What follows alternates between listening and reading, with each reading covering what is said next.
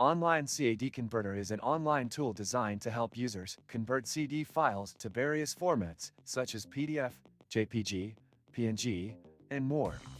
The platform aims to provide quick and easy conversion without the need for software installation. To start, you simply upload your CD file, select the desired output format, and click Convert.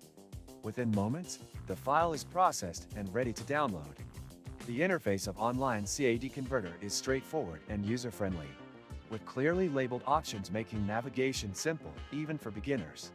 While the service effectively handles various CAD formats like DWG, DXF, and others, it lacks some advanced customization features that professionals might expect. For example, options for layer selection, scaling adjustments, or output quality settings are either limited or unavailable, which can be a drawback for those requiring high precision. One positive aspect is the convenience of accessing the service online, which saves time compared to installing complex software. Additionally, the conversion speed is generally fast, but the quality of the output can sometimes be compromised, especially with highly detailed or complex files. Another downside is that the free version offers limited conversions, pushing users toward the paid subscription to access higher quality outputs or batch processing. Ever got a file you just can't edit? Frustrating, right? Not anymore.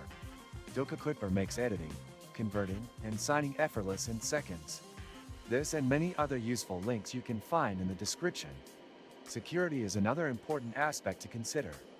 While the platform claims to prioritize user privacy and secure uploads, there is limited information about their specific data handling practices, which may be a concern for those working with sensitive or proprietary files.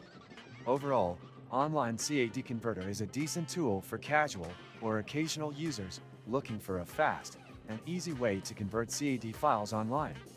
However, professionals seeking more control over their conversions or handling large-scale projects might find it lacking. It's definitely worth trying the free version to see if it meets your needs before committing to a subscription.